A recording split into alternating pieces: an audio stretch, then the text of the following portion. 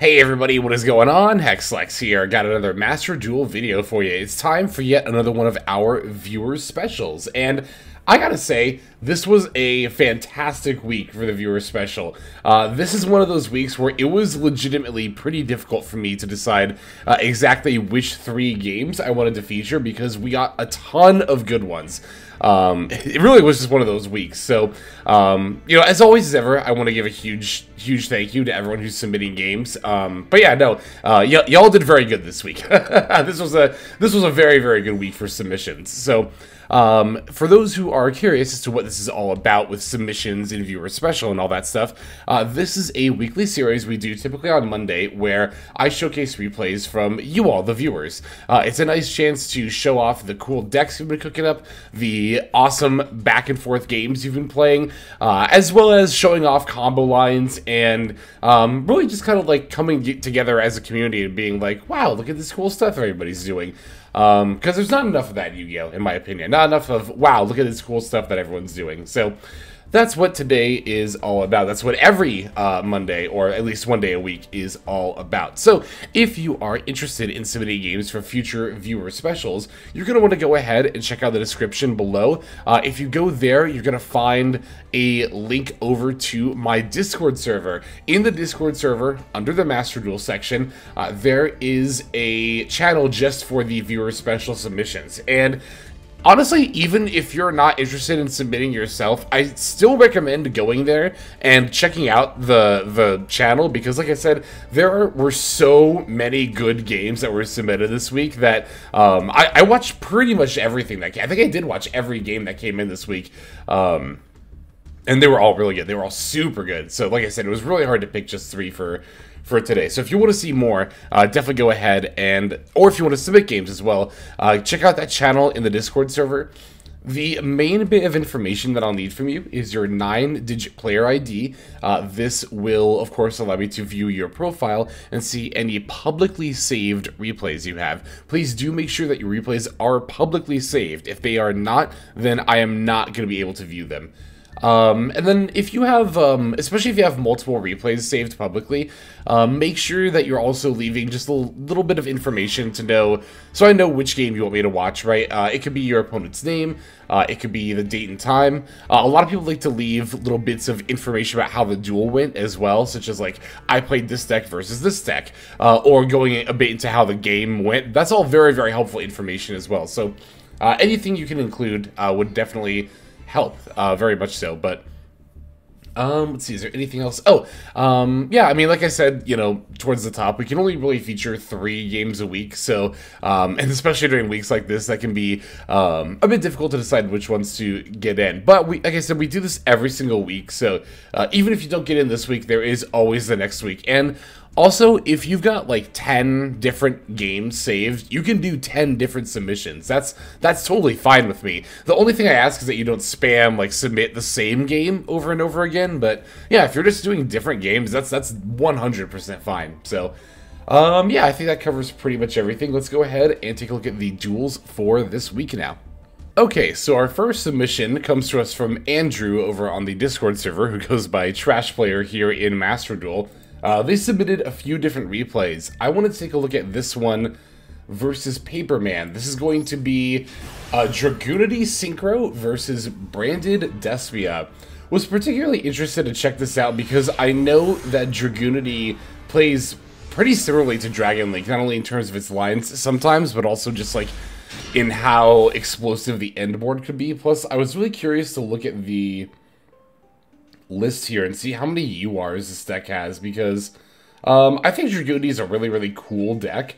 I am a pretty big fan of it. I used to play Dragoonity, well, actually not that many at all. I would just need the one Dragoonity one and Crystal Wing, which I've been thinking about crafting anyway. Unless there's like a main deck one I'm missing. Oh, I guess more Ravines. Like we probably do play a full playset of Ravines, huh? Okay, that's something to think about. But no, I played Dragoonity myself back when the first structure deck for it came out. That originally had Dragon Ravine in it, and don't worry, when that deck came out, I knew, or people I think in general too, knew that like Dragon Ravine was definitely a pretty busted card. Although it's funny, back in the day, what made it busted is like, wow, you can synchro climb all the way up to like an 8. It's like, yeah, you can definitely do a lot more than nowadays, but yeah. So I'm actually quite familiar with quite a few of these Dragoonie synchros, like Gaydurg, and is Bolg in here too? Yep. Oh, no, it's not actually. I was thinking of Variana. That's the other one I was thinking of. Variana was the big one. It didn't come out in the structure deck, but it came out like in the set that came out around the same time as the structure deck. And between the structure deck and Variana, that was what enabled Dragoonie to be really good. Again, back in my day, you know, Waves Kane, back in like 2010, 11, over a decade ago. So don't mind me. I'm just reminiscing as I'm having fun watching your Dragoonie deck combo out here. Yeah, I mean, this deck is pretty insane in its lines. Like I said, it can feel a lot like you're just watching Dragon Link all over again. Except this deck feels like more powerful than current Dragon. Well, I don't know though, because I haven't seen current Dragon Link like, at all. Oh, and Tempest. That's right, we have Tempest as well. Another huge boost to the Dragoonie deck in general. Yeah, and a lot of these Dragoonie synchros are soft once per turns, because, you know, older card design. Surely this monster won't be on the field multiple times per turn, so, right. Miss Slayton, that was also in the structure deck, too.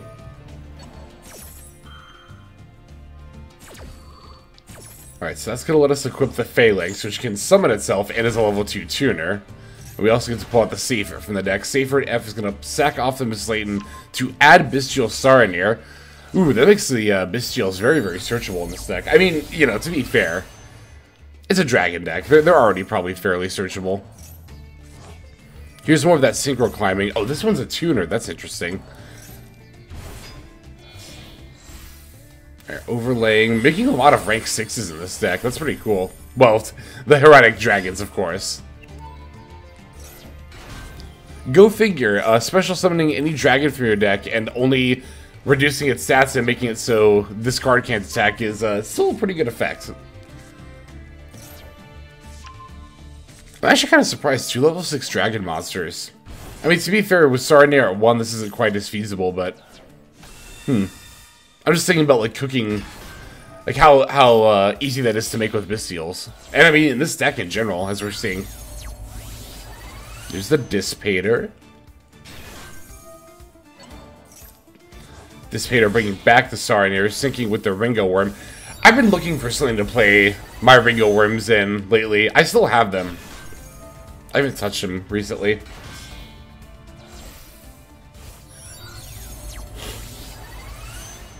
Okay, here's the new UR. What does this card do? Opponent activates a monster effect, quick affecting you, banishes your Dragoonie monster from your graveyard to get the activation. And if you do banish that card, wow, that's pretty good. Excuse me. This card battles or destroys an opponent's monster by battle. After damage calc, you can banish that monster, since from summon card and it owns control, destroy by card. Destroy. Okay, that's neat. Mostly a monster negate, but it is also a Feather Duster, and it can. Although it has to be destroyed by your opponent's card effect, so it's not like you have much control of when that happens. Okay, so we have the Pater, we have the Dragoonie with the monster negate, we've got the Borreload. And now we're linking off for... Is this a Seal? Yeah. Oh wait, we're not done yet. Oh, we're just equipping and then passing. We get to add the Druid Swarm. That's pretty good. That's 3 negates and a bounce, as well as the Branded Beast and the Druid Swarm that we added. Alright, so yeah, as I mentioned earlier, Paperman's going to be on brand. Looks like they're starting with the Branded in High Spirits, going for the Albaz, sending the Albion. Both Albions, rather, main deck and Fusion Albion. Oh, they set the Albaz for the Alba Lanatus. You know, it's funny, I hear people, like, meme about this all the time, like, oh, you gotta be careful if you're playing a dragon deck, because they can just set Albaz. But I've not only never had that happen to me, I've never even seen that happen before. Alba Lanatus really does not get played, like, super duper often in Branded Despia, especially since Dragon Link has you know, fallen off quite a bit. That's not to say that Albulanatus is a bad card by any means, but it's just not something you typically see. So I was a little shocked. I think this is the first time I've ever actually seen, like, someone set Albaz and then just eat an opponent's entire board as a result. So, yeah, that's terrifying. But we do get to bring back the Dissipator. We have the Druiswarm, as well as the Beast, as well as Ash Blossom. So, we're definitely not out of this by any means. If you were to gain the Lubellion by putting back our own Tempest. Oh no, we're not negating the Lubellion. Okay, the Magnum Hunting banishing our Lubellion. We're going to Druiswarm and target the same Lubellion. It's nice that we're able to do this, because that Magnum Hunt could have easily screwed our Druiswarm up. The Regain allows us to draw a card by putting back the Lubellion Small World. Okay, we've got the Fusion Deployment, and yeah, that's the other thing too, right? So with Albulanatus, this is summoned by its own effect. That wasn't even out, because you might be wondering, well, why did that work with Albaz being set? How can it use its effect while face down? Albulanatus was not summoned by Albaz's effect. Albulanatus was summoned by its own effect. The reason that you would set Albaz is because you can fuse with monsters that are face down on your field. And by setting and not summoning it, that doesn't trigger any kind of like possible interactions that proc off of summoning, right? So yeah, now we're summoning Albaz, and now it gets to use its effects. But yeah, we're just gonna chain the Branded Beast here. That's gonna let us pretty much answer our opponent's entire board. And despite that terrifying start to their turn, it seems we've like fully answered everything they had here. Yeah, we even get to Ash the End-Phase Albion, the Branded Dragon, so that's going to severely reduce the amount of follow-up that our opponent's going to have here. Albulanatus gets to add the Branded Fusion, but that's fine. We can just, I was going to say we can deal with that on our opponent's turn, but, you know, in the words of Yuya, there will not be a next turn. Alright, so they do get to Magnum Hut. I feel like that's a little early here, but okay. Like, wouldn't you just want to wait until, I don't know. I just feel like that was a little bit early. Especially because our, you know, this Magnum Hut summon is just going to proc our Branded Loss like 2 times over, so it's like, how much does summoning Magnum Hut really... I mean, our opponent was always going to lose here either way, like, whether they summoned a Magnum Hut or not, so that's a very, very nice duel. Very, very nice duel with Dragoondies there. Could this possibly be the solution that Dragon League players are looking for? Maybe. Who knows? But in any case, thank you very much, Andrew, aka Trash Player, for sharing that game. Let us go ahead and take a look at the next one. Okay, so the next submission comes to us from the one and only Foxy Laloon. For those who might not remember, Foxy Laloon joined me for, I believe it was our Season 23 Sword Soul deck profile, where I brought her on as a guest expert. And Foxy's been doing very, very well, not just in Master Duel, but in Yu-Gi-Oh! As a whole lately. So she submitted her Snake Eye replay, and this is her rank up game into Master 1. Ooh, she's on the Small World. I've been wondering how good that is in this deck. I speculated during my first deck profile that I thought Small World would possibly be better than Where Art Thou. It's cool to see Foxy trying it out here. I just want to see the rest of her list real quick. She's got the Nightmare Phoenix, so I was thinking about, and the Zealantis. See, I'm about to craft the Zealantis, I think. I see enough people on it, and I've been curious enough to try it that it's like, yeah, I think I'm about to craft that here pretty soon.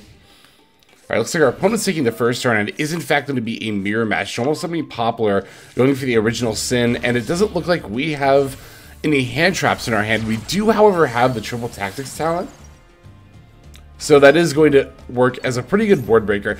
I really like Triple Tack in not only this deck, but also this matchup quite a bit.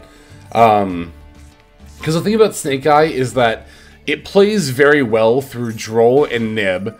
And while often a single negation against the Snake Eye Ash, be that Ash or Valor or Imperm, is enough to stop their turn, it isn't always. If they have like even one more follow-up or extender, then they can usually just keep going. So Snake Eye can be kind of difficult to disrupt sometimes.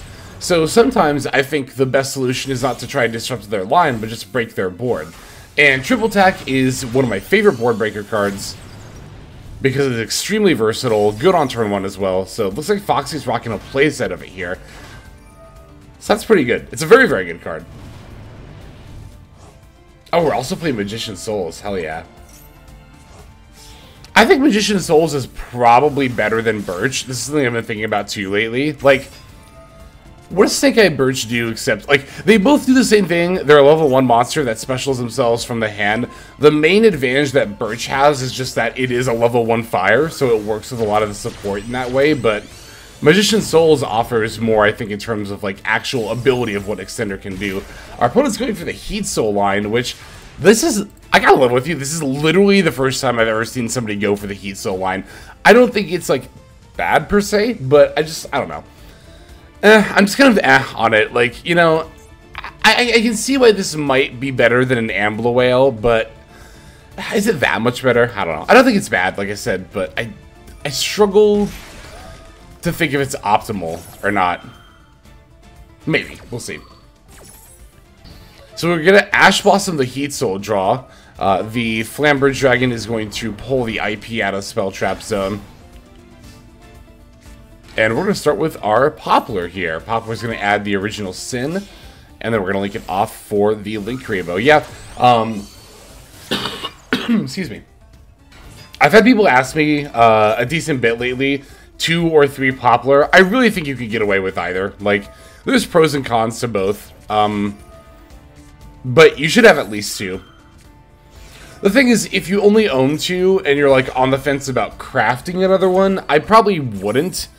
Because once Bonfire comes out, then you definitely don't play 3 Poplar, because then Poplar becomes very searchable, right? So. Oh, also. Hang on, I talked over that play a little bit. Okay, so we're call buying the Max C. I was wondering if we were call buying a Snake Eye monster, but no, it was a Max C. Okay, just want to make sure I wasn't missing anything here. But, so yeah, I play 3 mostly because I pulled 3 and I already own a playset. If I only owned 2, I probably wouldn't craft the 3rd one. If that's, like, any indication of, you know, of what I think about 2 versus 3. 3 is good, but I wouldn't say it's needed. It's definitely not, or I wouldn't say it's optimal, it's definitely not needed. Okay, they're going to make the Appaloosa, but because they summoned, we now get to use our Divine Temple F to pull the Flamberge Dragon out of the Spell Trap Zone, and our Poplar also gets to special itself, or I guess in this case, eat a Appaloosa negate. One thing to remember about Poplar is that its 3 different effects are all separate, like as far as them being once per turn, right? So, the effect to summon itself when added, the effect to add a Spell or Trap card, and the effect to put a fire monster into the Spell Trap Zone are all separate once per turn effects. Or rather, I think the wording is actually that I can use each effect once per turn. Yeah, each effect, yep. You don't have to use them all like in one go or anything like that, so. Okay, here comes the triple attack.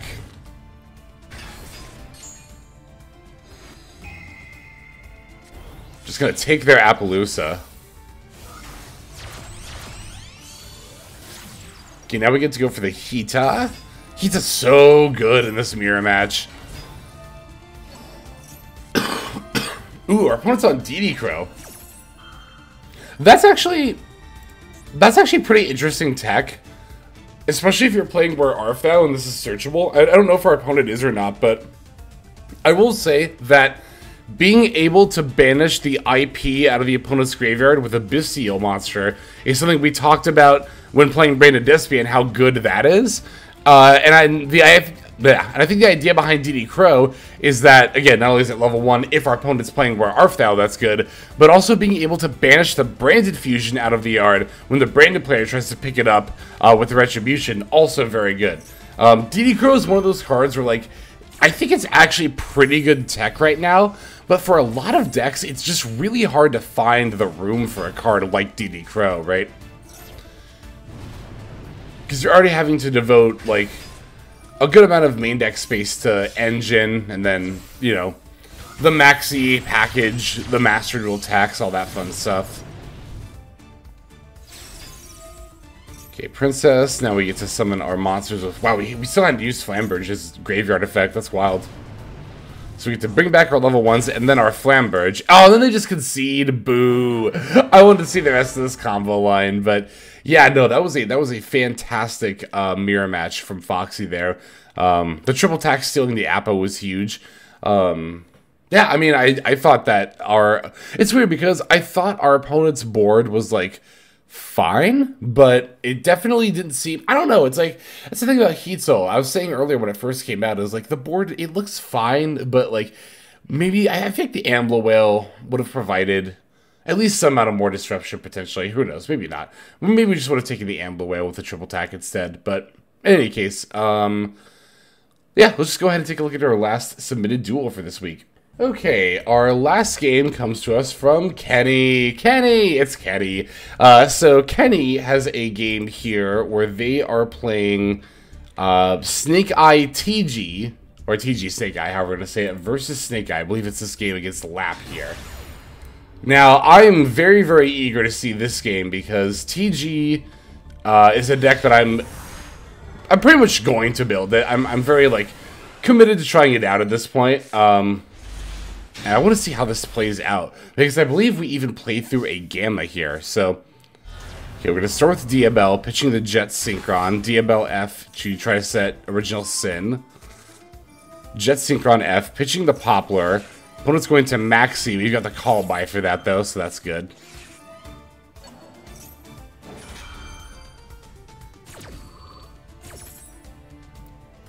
Okay, there goes the call by. And our Jet Synchron is now resolving. And then we'll also get to put Poplar into the spell Trap Zone, because it was just sent to the graveyard, because Poplar is a broken card. We get to send the Poplar with the Original Sin to pull out the Snake Eye Ash F. This is where the Gamma comes in. I see. But we still have it normal summon, I'm pretty sure. Nope, we do still have the TG Tank Grab in our hand. Yep, we're going to normal summon that. Looks like sync it with the Jet Synchron in order to summon the TG Mighty Striker. Mighty Striker gets to add a spell trap, and then the Grub gets to summon a token here. I believe the token is a machine. It is a machine. So, no, the Mighty Striker is a warrior. Having a machine TG can actually be important for, yep, the Rocket Salamander, so. Alright, all clear allows us to summon another Rocket, or another TG monster, so we're going to make the Rocket Salamander. Going for Screw Serpent. Screw Serpent brings back the Rocket Salamander. Now we get to sync for 5. Is this going to be... Oh, it's one of our Over Dragoners. I think we're playing 2 of this one? Or is it 2 of the other one? No, it's 2 of this one. Okay. Alright, is this going to be the Hyper Librarian? Yes. Alright, now we're using the Rocket Salamander is an insane card, by the way. Yeah, TGs are, if nothing else, really, really good at putting out level 5 Synchro monsters. Or I guess it feels more like a win at this point. Whenever we get Ib unbanned in Master Duel, TGs being able to summon that'll be pretty darn good. But as you can see, TGs are already like pretty darn good in their own right. Sinking for 12, that's going to make the TG Glaive Blaster here. Screw Serpent F will activate to bump down the level to 11. That'll... Let's see, now we're going to bring back those, making another Synchro 5 here. Okay, this is the second Over Dragonar. And now we're syncing the Over Dragonar with the Star Guardian for Blade Blaster. We're going to triple tag and hand rip here. Chicken Game. Wow, Chicken Game. That was interesting. So this seems a little bit like, you know, is this really all we're ending on? But we're not done yet here, so... During our opponent's draw phase, we're going to just immediately banish the Blade Blaster, which will start firing off our TG effects. Setting the counter trap, bringing back the Mighty Striker. Blade Blaster gets to come back during the standby phase, so now we have the 2 and the 10. We get to quick synchro with the Mighty Striker as soon as we get past priority after Chicken Game comes down. That's going to allow us to make a level 12, which in this case will be the Crimson Dragon, and you might know what's coming next here.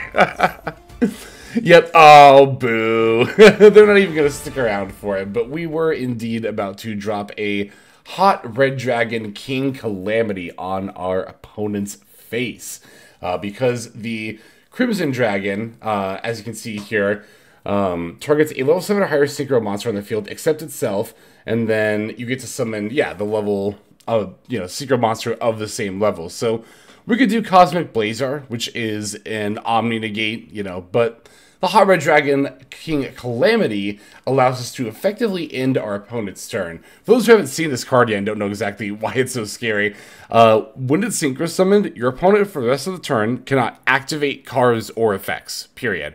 Also, your opponent can't activate cards or effects in response to this monster's effect. So it's a pretty terrifying prospect there. But and Kenny even mentioned that I think that he said something about how he slightly screwed up and should have had the counter trap even a little bit sooner, which is kind of terrifying to think about, that there was even more that was supposed to go onto that end board. So I think I'm like 3 URs from crafting this deck, so I might just try it out, and I might even try this exact list, honestly. So we'll see. But I'm definitely looking to play some TG in the very near future. So thank you, Kenny, as well as everybody else for submitting duels. Again, this series can't happen without you all bringing games in and submitting them. So huge thank you to you all for helping this series keep going for a very long time, frankly. So that'll go ahead and do it. Let's move now to the outro. Hey everybody, thank you so much for watching all the way to the end of the video. That means a lot to me. It's also a great way to support the channel, so thank you very much in that way as well.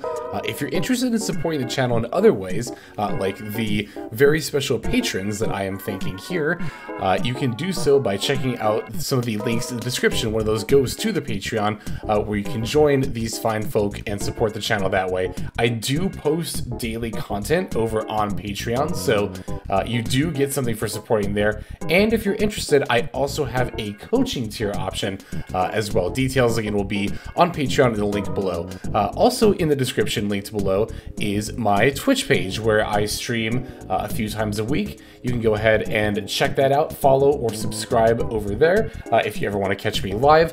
You'll also find my second YouTube channel if you feel like subscribing over there to watch some of the Twitch VODs, as well as some additional non-Yu-Gi-Oh related content that I make over there. Again, any of those links you want to check out is all a great way of supporting. But again, even if you don't do that, just watching was also a fantastic way to support. And once again, I have to thank you so very much. But in any case, this is Hexlex. I'm going to be signing out, and I'm hoping you have a fantastic day.